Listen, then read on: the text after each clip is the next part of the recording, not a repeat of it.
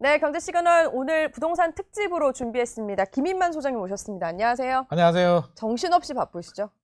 힘들어요. 아, 힘들어요? 아, 바쁜 거보다 힘든 거? 세제 개편안이 여름에 나오잖아요. 네. 저는 겨울로 바꿔야 된다. 왜 더운 날에? 더운 날? 아, 그렇죠. 내가 힘들어. 이번 대책은 사실 그 여러 번의 국민 대토론회 이후에 나온 결과물이라서 네. 더 좀 주목되기도 하고 뭐 내용들도 많이 이미 알고 있기도 한 내용도 있지만 현장 가셨잖아요. 네. 발표도 하셨고 아하. 계속 카메라 받으시던데 어떠셨어요? 분위기 어땠어요? 대토론회요. 총리도 했었고 대통령도 이제 했었는데 대통령 토론회 때 분위기는 뭐 워낙 많은 분들이 와서 이게 발언권 얻기가 굉장히 힘들어가지고 물을 못 마셨다. 네. 물을 못 가지고 가게 하더라고요. 그리고 발언자들이 너무 많아가지고 운 좋게 발언한 것만으로도 네. 이제 다행이다라고 생각하는데 소신껏 발언하셨습니까?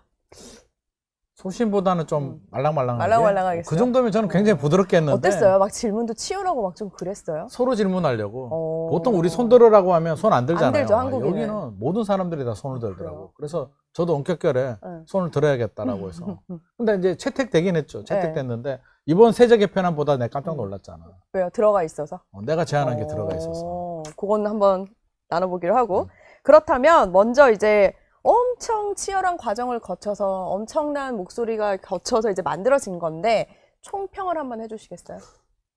총평 세제 개편안 내용을 보고 드는 생각이 굉장히 열심히 했다. 열심히 했다. 만드는 사람들은 정말 열심히 잠을 안 자고 했겠구나. 네. 그런데 뭔가 뭐 그런 게 있잖아요. 음식이 굉장히 진수성찬이야. 근데 맛을 봤는데 이거 뭐지? 무슨 맛이야? 잘했다고는 평가가 어렵다? 열심히는 만들었는데 맛을 잘 모르겠다? 내 혀가 잘못됐나? 네. 이런 느낌? 그러니까 이번 세제 개편안 또 내용을 보게 되면 우리가 세금이라는 게 이제 그런 게 있잖아요. 어떻게든 세금을 늘리면 누가 좋아요? 어떻게든 어떤 식으로든 부담스럽잖아요. 그렇죠. 당사자들은. 그러면 저는 기본적으로 이제 세 가지가 돼야 된다고 봅니다. 하나는 왜, why, 왜 세금을 올리지? 네. 에 대한 명확한 설명은 있어야 될 것 같아요. 우리가 세수가 부족해서 우리 재원 마련을 위해서 뭐 여러 가지 이유들이 있어야 되는데 그냥 정상화? 과도한 혜택을 없애겠다는 거잖아요. 그냥 정부는. 그럼 뭐가 과도한 혜택이었을까? 근데 여기서 하나 여쭙고 싶은 게 집값 안정보다는 과도한 혜택을 줄여가지고 한다는 건데 집값 안정이 중요한 거 아닌가 싶기도 해요. 그러니까 제가 why, 왜 올리느냐? 주택시장 안정을 위해서? 서민 주거 안정을 위해서? 그런 거 없는 것 같고 정상화? 과도한 혜택을 줄여? 과도한 혜택은 뭘까? 어디가 과도한 혜택일까에 대한 솔직히 답을 못 찾았고요. 네. 뭐 예를 들어서 그런 겁니다. OECD 대비 우리나라 보유세 실효세율이 낮아. 네. 우리가 한 0.15% 정도 되고요. OECD가 0.33 정도 되니까 낮잖아요. 이거 잘못된 거 아니야? 그럼 실효세율을 올려야 돼? 충분히 그런 얘기 할 수 있잖아요. 그러면 실효세율을 올리려면 우리가 실효세율이 왜 낮은가를 분석해 보게 되면 재산세가 있고 종부세가 있는데 네. 우리나라는 종부세 때문에 실효세율이 낮은 게 아니라 재산세 때문에 낮아요. 지방에 예를 들어서 서울에 20억 아파트 가진 사람 네. 20억 정도 되면은 얼마 정도 낼까요? 그래도 한 500? 500, 정도, 그 정도 내겠죠? 약 그 정도 낸다고 봐요. 그러면 지방에 2억 가진 사람은 50만 원을 내느냐? 2억 가진 사람은 2억이니까 한 10만 원?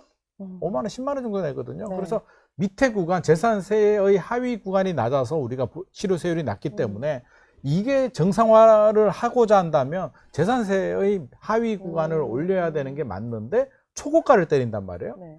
초고가를 때려서 시민단체에 있는 분들도 그 말씀을 하십니다. 초고가를 때려가지고는 지금 실효세율을 올릴 수가 없다. 밑에 구간 재산세를 올려야 된다고 얘기를 하는데 이번에는 초고가를 했어요. 그쵸. 그래서 그리고 세제 밸런스를 보게 되면 보유세 실효세율은 낮은데 거래세나 다른 세금을 다 더하면 우리가 높거든요. 그쵸. 그러면 보유세를 올리는 대신에 세제 밸런스, 뭐 취득세, 양도세를 내렸는가? 어떤 또 시민단체는 이런 얘기를 합니다. 아니 양도세가 무슨 거래세야, 소득세지. 거래세는 취득세야라고 주장하시는 분들도 계십니다. 좋아요. 100번 양보하면 그러면 취득세라도 내렸어야지. 취득세는 한마디도 없습니다. 그러니까 세제 밸런스도 없고 why 목적도 없고 초고가 주택은 왜 때리느냐? 대상은 누구냐? 저가 주택을 올리면 정상화가 될 수는 있는데 초고가를 때렸을 때 왜지? 그러면 이제 마지막으로 너 그 돈 받아서 어디다 사용할 거야? 왜요? 어디다 사용할 거야? 아무 설명이 없습니다. 예를 들어서 지금 주택 문제가 심각하잖아요. 네. 우리 공공임대주택을 많이 지을 거야. 이 돈을 받아서 앞으로 증세를 5년 동안 해가지고 공공주택 이 돈만으로 10만 호, 20만 호를 서울 수도권에 지어서 주택시장 안정을 할 거야. 네. GTX 중요하잖아요. 서민주거 안정을 그렇죠. 위해서. GTX 조기 개통을 위해서 돈을 쓸 거야. 그러니까 응능주의라고 하잖아요. 너희들이 능력이 되니까 좀 더 부담하는 게 맞아. 다음 세대를 위해서. 네. 라고 한다면 내는 사람들도 이런 용도로 사용하니까 힘들어도 짜증나도 좀 이해는 납득은 될 수 있는데 지금은 납득이가 어디 갔는지 모르겠어요. 이 납득이를 아무리 찾아봐도 저는 네. 왜 올리는지도 모르겠고 네. 왜 초고가 주택인지도 모르겠고 비거주 1주택은 또 뭘 잘못했지? 이번 세제 개편안의 가장 핵심이 그렇죠. 비거주잖아요. 가장 잘못한 사람처럼 보이는 1주택인데도 이제 비거주하게 되면 때린단 말이에요.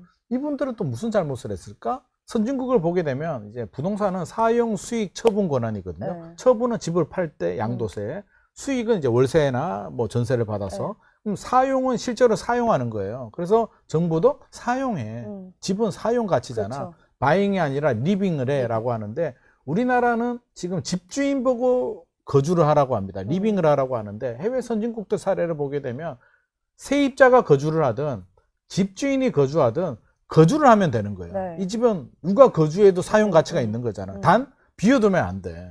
제한된 재화를 니들이 돈 있다고 별장처럼 새 채를 사서 하루는 이 집, 하루는 용산, 그 다음 날은 강남, 뭐 다른 날은 성동구, 마포 이렇게 자는 건 안 된다는 거예요. 그래서 공가, 비워둔 집에 대해서는 중과세를 하는 건 맞는데 네. 세입자가 살든 집주인이 살든 사는 거에 대해서는 괜찮다고 하는데 우리나라는 집주인이 살아야만 세제 혜택을 주겠다고 하잖아요. 세입자가 사는 건 안 돼. 그럼 세입자의 주거 안정은 또 더 불안해질 수가 있으니 이런 종합적으로 보게 되면 효과는 뭐지? 서민 주거 안정은 어디다 갔을까? 진짜 정상화는 무엇을 위한 정상화일까에 대한 의문에 대한 답을 제가 대통령 토론회 때도 질문을 네. 했었는데 얻지를 못했고 이번 총리 토론회 때도 마찬가지고 이번 세제 개편안 또 내용을 봐도 저는 그 답을 아직도 찾지를 못했습니다. 그럼 그 중에 그래도 요거는 좀 효과적이겠다 하는 부분도 효과 없으세요? 효과를- 요건 좀 괜찮네? 이런 거 있으세요? 괜찮네라기보다는 매물은 좀 나올 것 같아. 그래요. 그거는 이제 고가주택, 그 장기 보유 특별공제가 장기 거주 소득공제로 네, 바뀌잖아요. 네. 그런데 10년 거주, 10년 보유하면 80% 해주다가 이제 2029년부터인가요? 네. 이게 10년 거주해야만 80% 해주잖아요. 근데 소득공제 캡을 10억까지만 해줘요. 예를 들어 볼게요. IMF 외환위기 때 네. 97년도, 98년도에 잠실 주공 1단지를 삽니다. 네.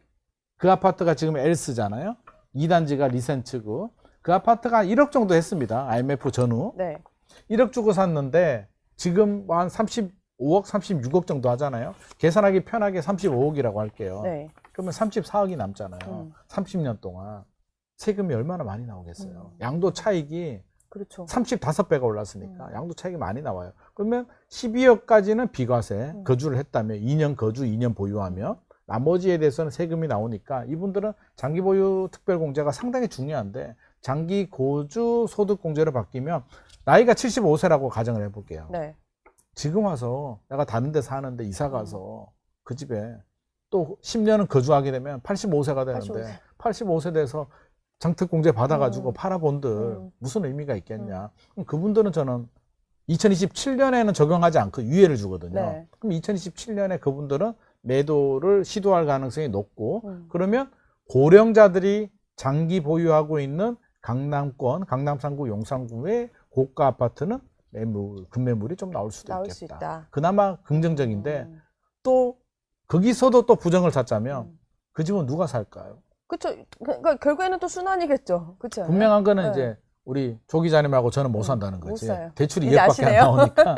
아니 왜냐면 35억인데 33억에 판다고 쳐요. 아니 좋아. 후려쳐가지고 30억에 팔아. 못 사요. 그래도 대출이 2억 나오면 28억을 현금으로 넣어야 되니까 취득세까지 하게 되면 30억을 현금 넣어야 되거든요. 그러면 어느 부잣집 자녀들이 사니까 금매가 나오는 거는 긍정적이다. 어느 현금 많은 부잣집 자녀가 급매물을 산다는 건 부정이라기보다는 저는 좀 씁쓸하다. 어차피 다시 돌아가는 거 아닐까요? 그렇게 되면은? 그렇잖아요. 더 부자는 더 부자가 네, 될 것 같다. 그러니까요. 부잣집 자녀가 부모님 도움을 받아서 급매를 잡는데 큰 도움을 되는 이런 정책은 서민 주거 안정과는 좀 거리가 멀 것 같다. 씁쓸하네요. 그렇죠? 저는 좀 약간 씁쓸. 네, 저도 그렇네요. 올해 2월, 3월, 4월에도 네. 똑같은 현상이었거든요. 맞아요. 양도세, 중과세 네, 네. 팔아라고 하니까 부자들은 팔더라고요. 음. 부잣집 자녀가 또 사더라고요. 그래서 저는 그들만의 세상인 것 같다는 생각이 그들만의 들긴 해요. 세상이 그쵸? 더 네. 공고해지겠다. 왜? 음. 앞으로 10년 거주해야 되잖아요. 네. 그럼 10년 동안 사서 거주하게 되면 이제 매물 진짜 안 나오겠다. 그럼 그러네요. 세입자들은 또 쫓겨나가게 되니까 영향을 받고. 세입자 주거 안정은 훨씬 더 불안해질 수도 있겠다. 이런 음. 꼬리에 꼬리를 무는 걱정이 됩니다. 자, 이번에 발표가 이제 큼직하게 어쨌든 됐는데 이 대책을 종류별로 짧게 좀 핵심만 설명해 주세요. 네. 앞서서 이제 간단하게 설명드렸던 이제 우리 중요한 것만 말씀드리면 네. 장기 거주 특별공제, 장기 거주 소득공제로 바뀌는데 네. 2029년부터는 이제 거주만 해야만 됩니다. 80% 받고 캡은 10억이니까. 네. 2028년은 유예를 좀 주고요. 2027년은 유예고 2028년은 살짝 적용이 됩니다. 그러면 이제 느낌이 오시죠? 제가 앞서서 사례 말씀드렸듯이 팔아야 되는 분들이 있잖아요. 내가 거주하기 힘들어. 차익이 너무 많아. 네. 10억 세액공제로는 내가 만족 못해 하시는 분들은 2027년에 적극적으로 파시는 게 훨씬 더 효과적이겠다라는 말씀을 좀 드리고 싶고요. 이제 양도세부터 말씀드리면 기본공제 확대돼요. 네. 우리 250만 원. 저 진짜 불만 많았거든요. 음. 아니 250만 원은 진짜 요즘 이게 최저임금 최저. 알바 값 정도인데 아니 집을 파는데 250만 원 너무 짜. 이게 한 30년 전에 250만 원인데 30년 전에 250은 컸거든요. 네.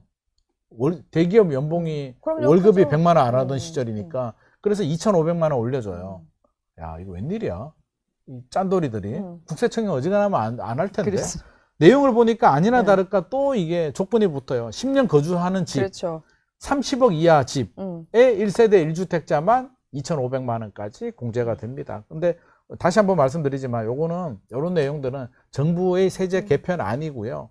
또 소득세법, 양도세는 소득세법, 종합부동산세는 종부세법 네. 개정해야 되니까 국회 논의 과정에서 저는 국회에서 이거 좀 꼬리표 좀 잘라주라. 그냥 2,500만 원 좀 해주라. 아, 될까요? 가능성이 있지 않을까요? 그럴까요? 아니 국회가 뭐 손해볼 게 뭐 있어. 이심 쓰는 거지. 그래서 이 부분에 대해서는 이제 좀 우리가 알아두면 좋을 것 같고요. 네. 또 하나가 우리 양도세 중과세 네. 5월 9일부터 시행이 되는데 살짝 좀 풀어줬습니다.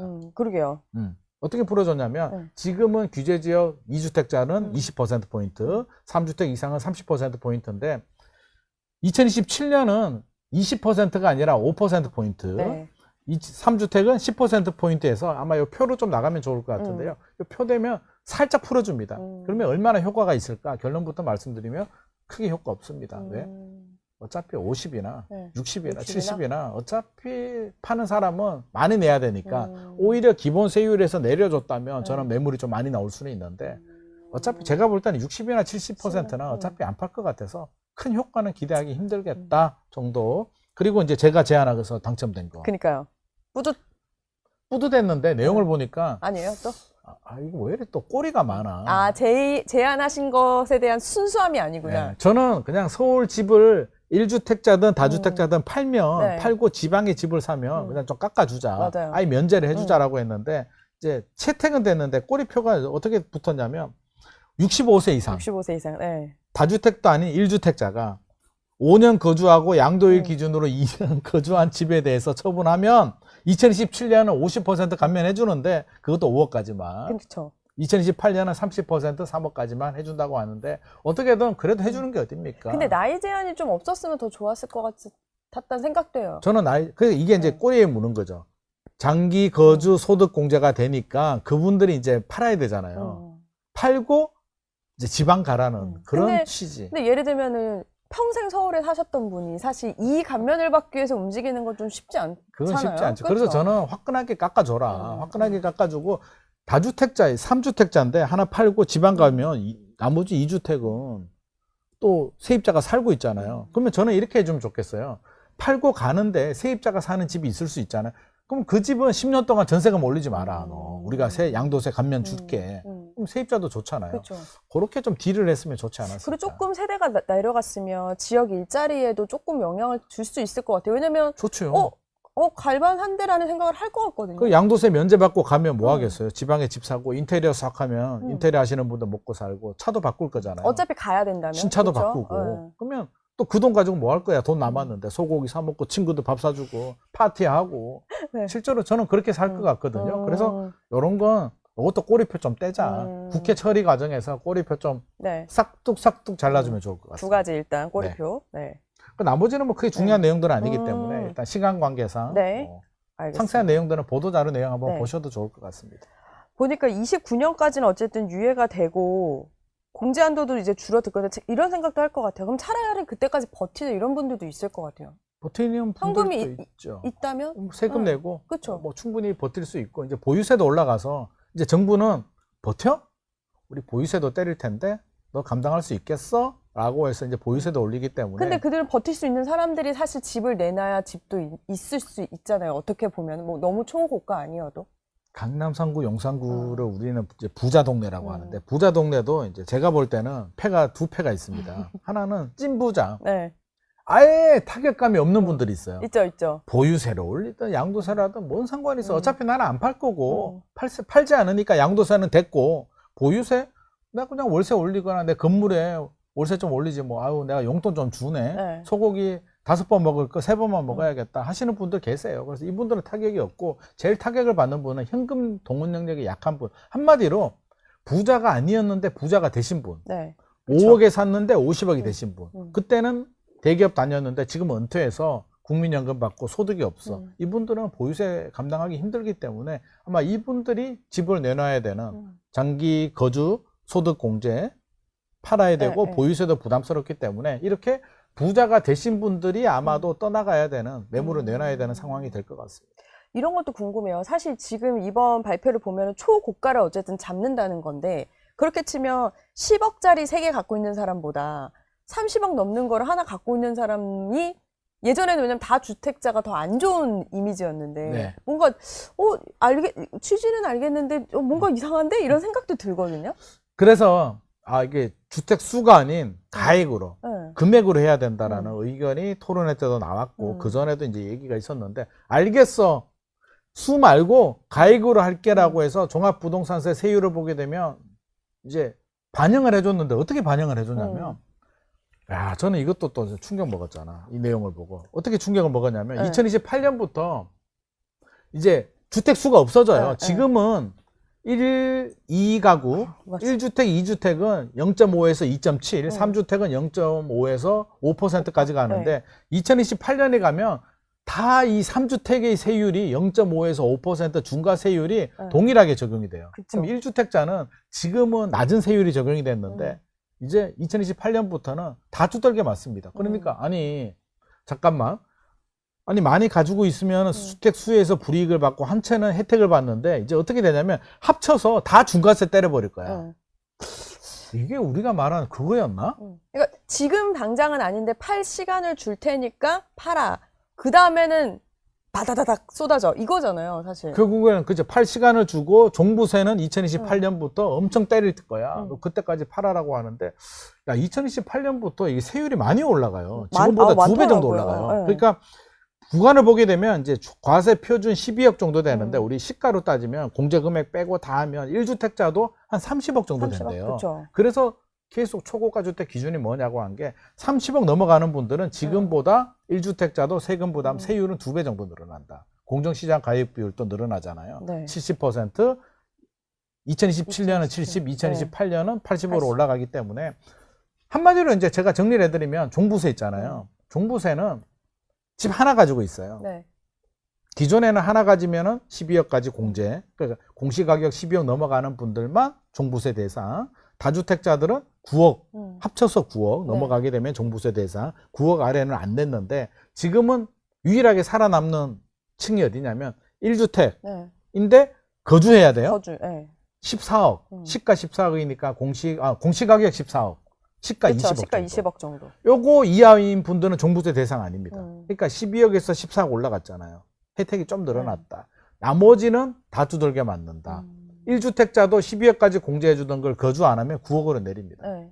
다주택자는 9억까지 공제해줬잖아요. 네. 지금 어떻게 바꾸냐면 나 이거 계산한 사람도 이거 머리 아파. 어떻게 이렇게 했는지 모르겠는데 9억 중에 4억은 기본 공제, 5억은 우리가 집이 두 채 있다고 쳐요. 제가 20억짜리, 10억짜리 집이 있는데 10억 집에 살고 있어. 그러면 더하면 30이 되잖아요. 네. 30분의 거주하는 집 10, 3분의 1만 5억의 3분의 1만 공제해줘요. 그러니까 어떻게든 다주택자는 공제 금액이 더 줄어듭니다. 그러니까 1세대 1주택 중에 거주하는데 공시가격 14억 아래인 분만 빠져나가고 나머지는 다 종부세 부담이 올라간다. 세금 부담이 올라갑니다. 그래서 감당하기 힘들어? 팔아. 저 다주택자인데요. 야, 종부세, 다주택자 중과세 살짝 우리 완화시켜줬으니까 팔아. 저 장기 보유인데요. 2027년까지는 장기 보유 특별공제 인정되고 10억 캡도 없고 2027년에 팔아라고 해서 아마 2027년에 매물이 좀 나오는 전략 정부가 구사합니다. 그래서 어떤 식으로든 종부세는 공시가격 14억 이하 거주하는 분들 아니면 다 두들겨 맞는다. 이게 사실 회사 다니면서 돈을 모으고 영끌하고 사는 게 똘똘한 한 채를 위해서였잖아요. 네. 다주택자가 안 됐으니까. 네. 근데 이제는 똘똘한 한 채도 고민이 깊어질 것 같아요. 똘똘한 한 채도 거주해야 돼요. 이제 그러니까요. 거주 안 하면 다주택과 이제 그리고 비슷하다니까요. 거주를 해도 세금을 낼 돈이 있어야 되는 거잖아요. 집값이 공시가격 14억이니까 20억 넘어가게 되면 부담이 커지니까 그러니까.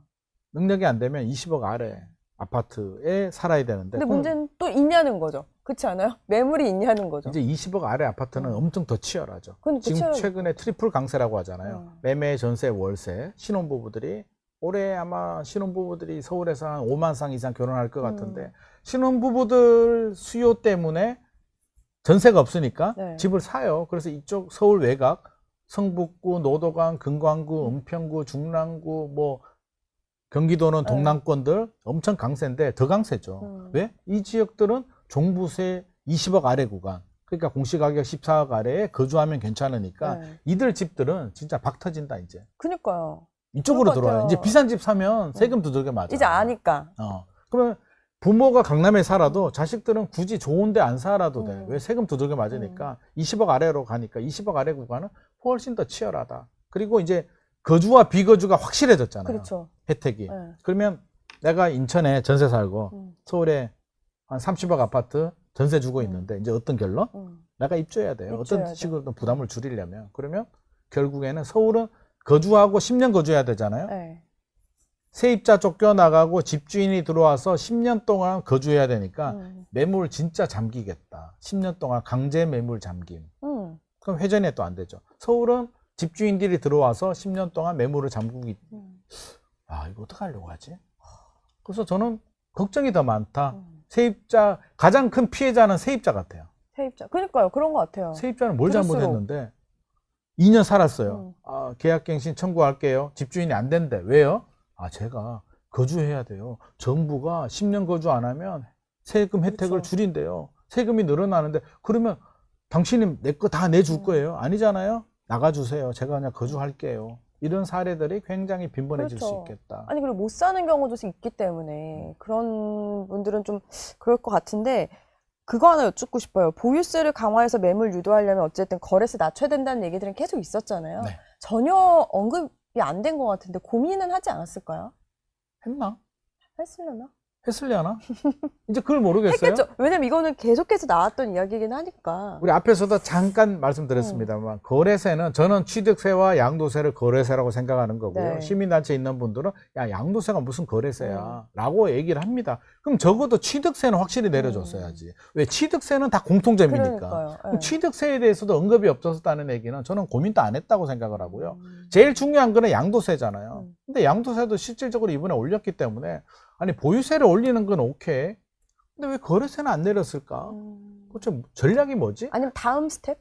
다음 스텝이 뭐가 있죠? 아니 그 다음 카드로 혹시 뭐 갖고 있는 거 아닐까요? 세제 개편안은 이게 국회 처리돼야 되기 때문에 이번에 안 하면 내년에 해야 또, 되거든요. 그쵸, 그래서 저는 쉽지 이번에 않죠. 해야 되는데 이 그렇구나. 부분이 고려가 안 됐다는 점은 그리고 아마 이런 것도 있지 않을까요? 그 우리 종부세 같은 경우에 네. 그 장기 보유 아니 그 공정시장 가입 비율 보유세 같은 경우 아니 종부세 같은 경우에 네. 공정시장 가입 비율은 시행령으로 국무회의 때 네. 바꾸는데 나머지는 국회 통과인데 아마 이 내용이 국회로 넘어가게 되면 저는 상당 부분 손질을 당할 거다. 왜? 더불어민주당 입장에서는 이게 단독 처리를 하면 네. 서울 수도권에 표 다 날아가요. 그러면 야당과 이제 같이 해야 되는데 야당이 이걸 그대로 인정해 줄까? 여기에 상당 부분 빨간 펜 가져와서 줄쭉쭉 끌 것 같거든요. 그러면 저는 최종적으로는 이거보다는 좀 후퇴되는 결과가 나올 수도 있겠다라는 생각도 합니다. 이런 생각도 들어요. 좀 효과적인 걸 얘기를 하자면 이제 세금 떼고 상급지로 갈아타기 해가지고 시세 차익하고 그게 어찌됐든 이 그거는- 서민들이 살아오는 방식이었는데 어쨌든 이제 감면 자체에 이런 바운더리가 생겼으니까 오히려 저는 징역 자녀한테 넘겨줘야 되는 그런 생각들을 더 많이 하실 것 같거든요. 아마도 응. 아마도 그럴 것 같습니다. 그래서 증여가 아마 폭발적으로 늘어날 가능성이 높고요. 안 그래도 지금 많은데. 왜냐하면 증여세 아까워요. 아까운데 우리 애가 집을 사도 똑같은 비용이 나가니까 차라리 증여세 내고 증여해서 10년 후에 서울은 공급 부족, 수요 과잉 현상이 계속 지속이 될 것 같으니까 아마도 증여 건수가 저는 상당히 늘어날 수도 있겠다. 이거 왜 내가 가지고 가면 예를 들어서 집이 두 채예요. 네. 두 채인데 내가 두 개를 가지고 가기에는 너무 부담스러워. 그럴 때 한 채는 돈이 아까워도 네. 어차피 종부세로 내느니 증여세 내고 자식한테 증여하고 나머지 하나는 내가 거주하겠다라는 전략을 구사할 가능성이 상당히 높지 않을까. 10년 생각해 보게 되면 우리 10년 동안 지금 보유세가 2배 올라가잖아요. 네. 10년 동안 보유세 이렇게 내느니 차라리 증여세 내고 증여해주고 살아가는 자녀도 어차피 집 사야 되니까 대출도 안 나오니까 부의 대물림이 훨씬 더 가수가 되지 않을까 생각을 합니다. 아까 세입자가 가장 피해자라고 말씀하셨는데 이게 결국 집값 안정, 뭐 과도한 혜택 잡는다 이런 걸 떠나서 세입자들한테는 전월세 찾기가 진짜 더 힘들어질 것 같기는 하거든요. 안 나와요. 이 전월세가 사람들은 나올 수 진짜 어떡해요? 다주택자 때리죠. 다주택자도 혜택이 더 줄어들잖아요. 9억까지 공제해주던 걸 이제 비율로 하니까 다주택자 때리고 비거주 1주택까지 때리는데 어떻게 세입자 주거 안정이 되죠? 이게 전제 조건이 뭐냐면 공공임대나 뭐 민간 대형 법인이든 충분히 공급을 해주고 나서 해야 되는 건데 공급이 안 된 상태에서 지금 때리니까 제가 볼 때는 준비되지 않는 상태에서 때려버린다? 세입자들은 어디로 튕겨 나갈지 제 생각에는 아마 인천까지도 오르지 않을까. 그러니까 세입자가 있다 해도 좀 더 부담이 가중되겠죠. 부담 남아 있는데 가중돼 올리죠. 네, 올릴 전가하거나. 테니까. 네, 그렇겠죠. 이제 아마 월세 어마어마하게 올라갈걸요? 우리 이제 싱가포르 같은 그런 월세 우리 각오해야 될 것 같습니다. 왜? 외국계 대형 법인들이 모건 스탠리도 한국 임대시장 녹화하고 있대요. 야, 이거 노다진데? 한국이 전세가 있어서 메리트가 없었는데 이제 이거 완전 월세로 그렇죠. 전환되면 앞으로 어마어마하게 성장하는 시장. 한국의 임대 시장은 성장 시장이에요. 외국 거대 자본들이 볼 때는. 그러면 잘 만들어 놓고 가격을 왕창 올리는 이제 선진국처럼 되는 거죠. 근데 정부 설명은 그거예요. 전월세 상한제나 계약갱신 청구권이 있어서 전가가 구조적으로 쉽지는 않을 거라고 생각한다라는 게 답변인데 이거는 근데 예전에도 있었잖아요. 그랬으면 아니. 지금까지도 안 올랐어야 될 것 같거든요. 아니 이게 말이 안 되는 게 2+2도 집주인이 입주하면은 갱신 거절이 돼요. 이게 어떻게 안전핀이 될 수가 있죠?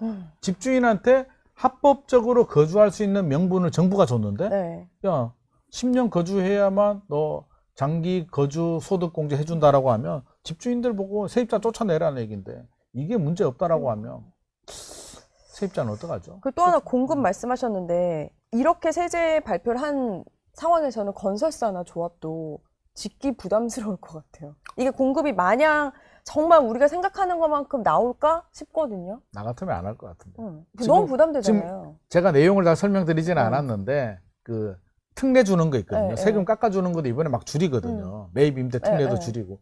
아니 혜택을 줄이는데 내가 왜 공급을 해야 되지? 음. 그 대통령 토론회 때도 한 패널이 민간 임대라도 많이 공급할 수 있도록 해줘야 된다라고 하니까 대통령이 민간이 그거 하겠냐? 민간 임대 돈도 안 되는 거.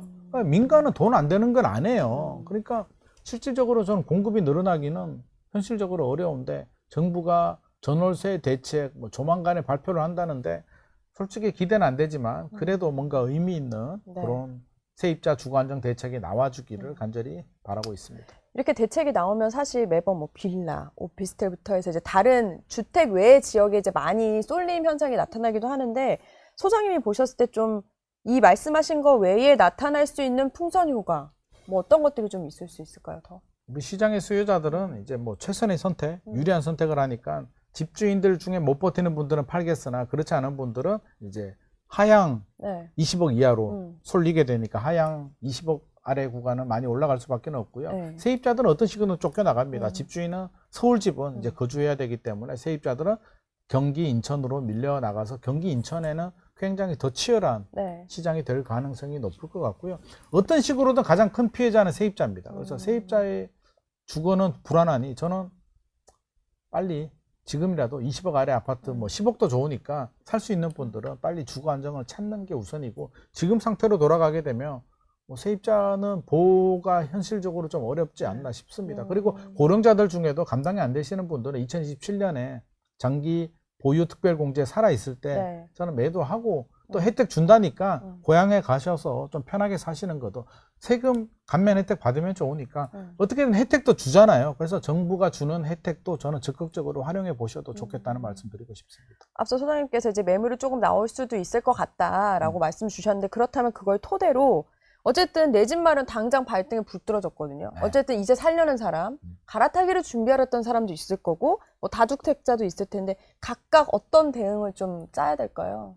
일단 내가 돈이 많거나 우리 부모님 보험 사용할 수 있는 분들은 좀 기다려보면 세제 개편안 나오고 내년 되면 또 고령자들 못 버티는 분들이 팔 수가 있기 때문에 그런 급매물 줍줍하실 네. 수 있는 분들은 하셔도 되는데, 그게 안 되시는 분들이라면 사실 지금 대출 총량 규제 때문에 대출이 안 나옵니다만 맞아요. 20억 아래 구간은 떨어지기 쉽지 않을 것 같습니다. 계속 올라가니까 살 수 있다면 지금 주식에 네, 좀 네. 있다라고 하면 주식을 깨서라도 저는 집 하나에 거주, 그러니까 정부 정책을 우리가 맞서면 안 돼요. 저는 따라가야 된다고. 어떻게 해요? 우리가 힘이 아니, 없는데. 맞설 수는 없죠. 따라가야 되니까 정부가 거주하랍니다. 네. 집 하나를 거주하라고 하면 거주용으로 가면 돼요. 그래서 20억 아래 아파트 중에 거주하는 집을 찾아서 가는 게 주거 안정을 위해서 저는 최선의 선택이라고 생각하고요. 그게 꼭 서울이 아니더라도 서울 내에서는 면적을 줄이든지 네. 지역을 옮기든지 해야 되고, 서울이 아니더라도 경기 인천에서 역세권에 교통망이 좋은 곳들은 신축 아파트면 더 좋고요. 이런 지역들은 물가도 올라가고 네. 수입 물가 올라가고 건축비도 올라가니까 저는 내 집 마련 좀 서둘러야겠다. 20억 아래 구간들은 안정되기는 쉽지 않겠다는 말씀 다시 한번 강조드리고, 빨리 그래서 나 전세 만기가 내년인데 1년 남았어, 이런 분들 많이 있거든요. 그렇죠. 집주인한테 얘기를 해가지고 미리 빼달라고 하세요. 집주인들은 빼줘요. 왜? 지금 올려받을 수 그쵸. 있으니까. 아니면 자기가 입주할 수도 있으니까. 서로 이해관계가 맞으니까 전세금 빼서 저는 내가 거주할 수 있는 집 사셔야 된다고 생각합니다. 그럼 매물이 언제쯤 좀 이제 여름 지나면 슬슬 나오기 시작하려나요? 20억 아래 구간은 매물이 별로 안 나와. 왜 거긴 안 나와죠? 나오겠죠. 왜 그렇죠. 안 나와야 나오죠. 돼요? 예. 근데 고가 아파트 시장은 앞으로도 매물 나올 수가 있고, 지금 또 상승률을 보면 굉장히 안정적인 흐름 유지하고 있기 때문에 고가 아파트는 서두를 필요는 없다. 급매 나오는 거 보시고 20억 아래 구간은 좀 서둘러셔야 되겠다라는 말씀 드리고 싶습니다. 지금까지보다 굉장히 틈틈이 확인을 수시로 해야겠네요. 그렇죠? 서둘러야 돼요. 20억 아래 구간은 서두르는 게 좋습니다. 지금 시간이 지난다고 해서 해결될 문제도 아니고요.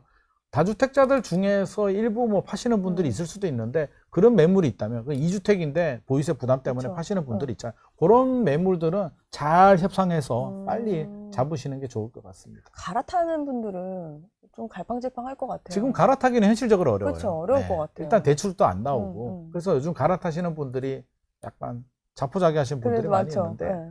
너무 포기는 하지 마시되 그렇다고 무리해서 갈아타지 마시고, 왜? 금액대가 올라가게 되면 세금 부담이 늘어나니까 저는 지금은 오히려 상급지 갈아타기보다 있는 집 잘 관리하고 세금 적게 내는 방향으로 좀 버티시는 게 좋지 않나라고 생각을 합니다. 요 발표 토대로, 지금 시장 토대로 하면은 어느 동네로 좀, 그러니까 서민 입장에서, 실거주자 입장에서는 어느 동네가 좀 남았어요. 그래도 20억 아래, 근데 20억 아래가 이제 공시가격 14억 정도 되니까 20억 아래는 거의 많아요. 성북구 쪽으로 가도 성북구에서 제일 좋은 레미안 센터피스가 최근에 20억 거래가 네. 됐으니까 나머지는 그렇게 안 하거든요. 성북구, 동대문, 서대문 더 가게 되면 뭐 은평구, 중랑구, 노도강은 당연히, 네. 금강구 이런 지역들은 아직도 20억 아래 구간 아파트들 많이 있기 때문에 그런 아파트는 너무 부담 가지지 마시고 내 집 마련 하셔도 좋겠고요. 네. 경기 인천으로 가게 되면 신축 아파트도 10억대, 10억 아래도 많이 있으니까 금단 신도시만 가더라도 7, 8억인데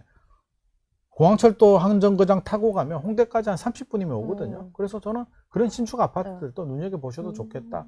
아니, 스트레스 받지 말고 지금 전세 계속 올라가고 전세 매물이 없으니까 저는 주거 안정이 1순위니까 지역을 좀 옮기더라도 우리 가족이 좀 편하게 살고 스트레스 받지 말고 열심히 일하면 되잖아요.